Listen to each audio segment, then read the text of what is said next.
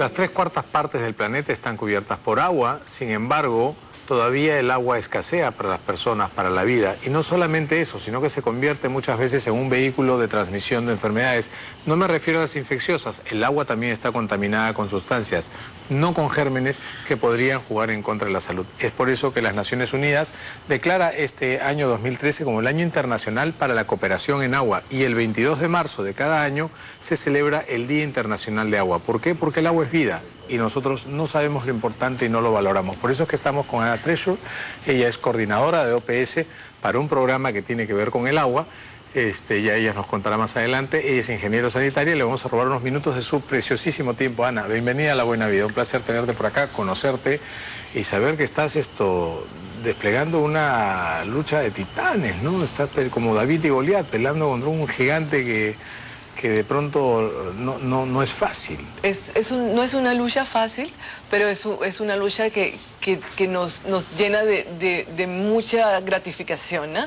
Porque vemos que al fin, vemos la luz esa que hay al final del túnel. Y esperamos que nuestras poblaciones y nuestros gobiernos lo vean. Como decías, es el Año Internacional de la Cooperación en Agua. Y nosotros en la Organización Panamericana de la Salud tenemos más de 110 años de estar promoviendo alianzas, diálogo con los países, con la sociedad civil, con los cooperantes, con el sector privado, para promover el agua saludable. El agua saludable. El agua saludable. Qué importante es eso. ¿Cuánta gente vivirá sin agua en el mundo?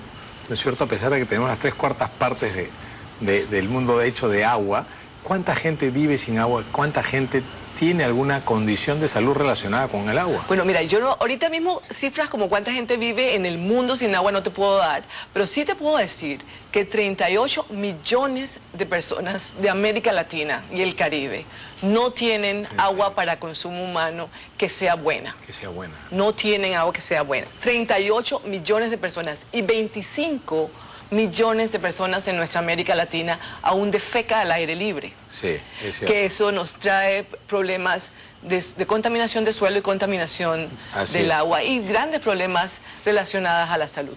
Entonces, sí vemos esa relación que existe entre el acceso al agua de calidad y la salud.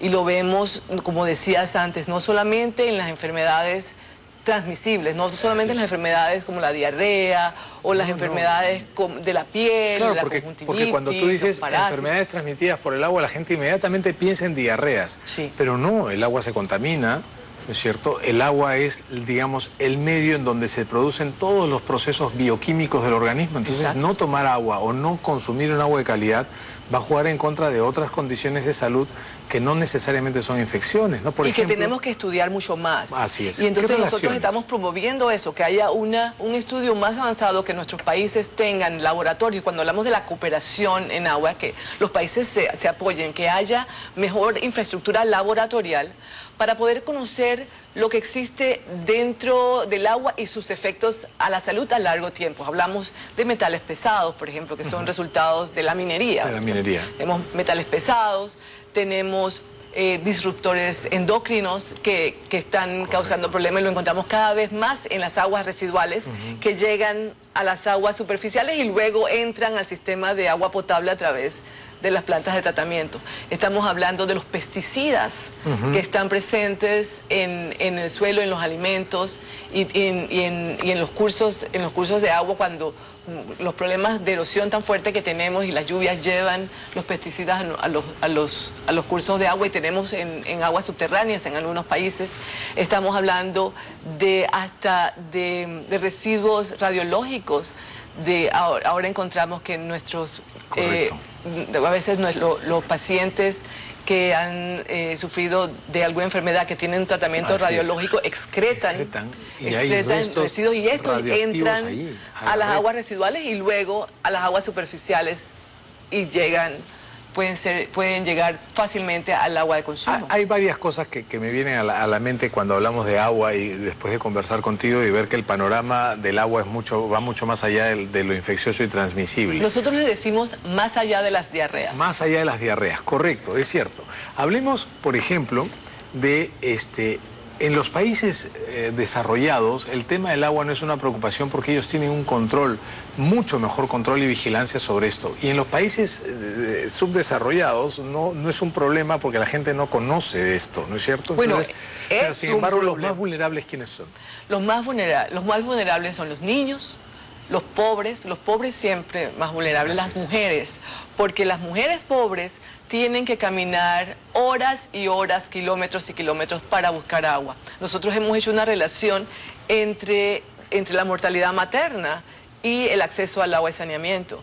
Y tenemos que, en los terciles más bajos de pobreza, vemos, y en falta del agua y saneamiento, vemos cómo tenemos la mortalidad materna concentrada. Entonces, vemos que hay una relación muy cercana entre el acceso a agua y saneamiento, la pobreza y la enfermedad.